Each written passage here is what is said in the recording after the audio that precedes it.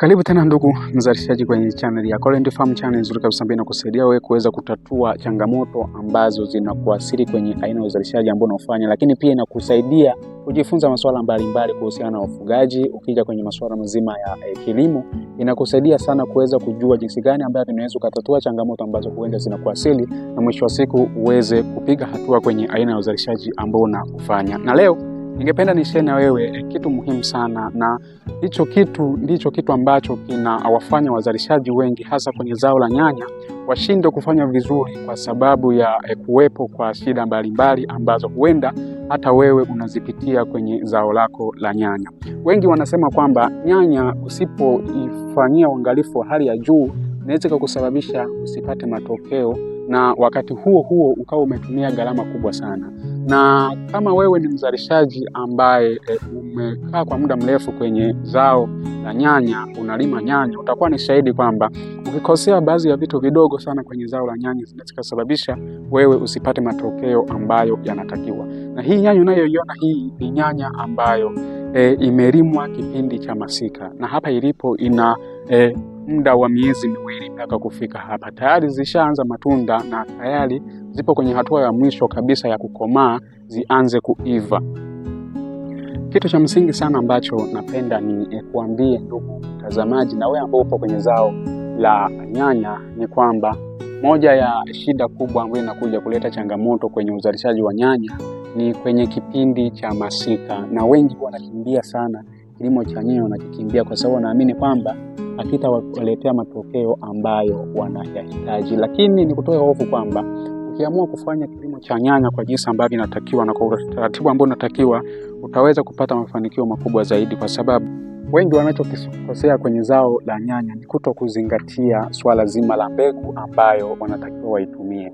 Na wewe kama mzalishaji ambao uko kwenye uzalishaji wa zao la nyanya, inabidi uwe makini kwenye aina ya mbegu ambayo unaifanyia kazi. Na kwangu mimi hapa hii nyanya imefanya vizuri kwa sababu ni nyanya ambayo inafaa sana kipindi cha masika, na hii nyanya ni nyanya ya hybrid kwa maana ya kwamba ni nyanya ya chotara, na ina uwezo mkubwa sana wa kuzaa na ina uwezo wa kurefuka kuanzia mita 2 na kuelekea juu mita 2 hadi mita 3.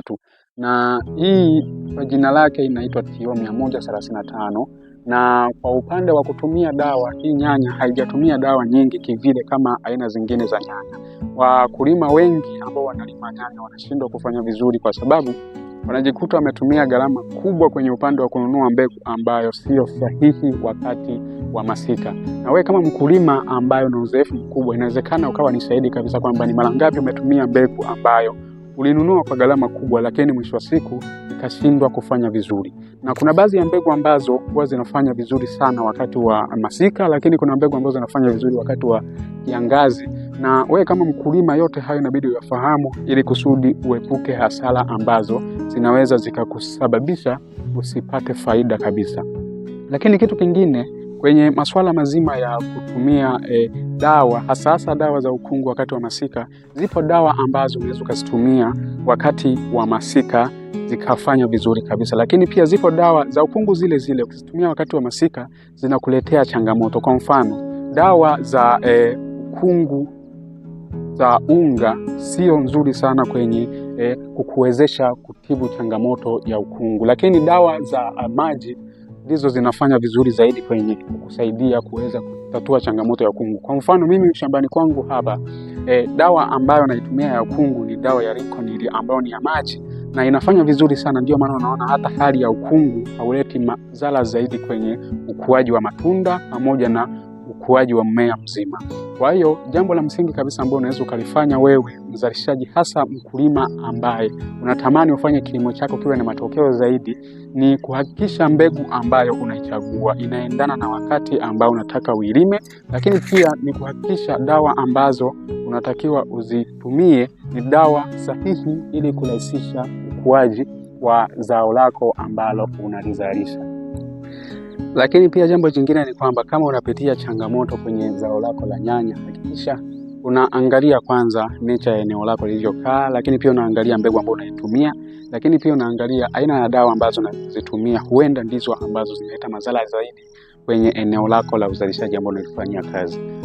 Kama una swali au unataka kushare kitu kingine, unaweza ukaniandikia hapo chini kwenye comment, ili kusudi wote tuweze kujifunza vizuri kabisa kuhusiana na masuala mazima ya uzalishaji. Asante sana, tukutane katika video nyingine.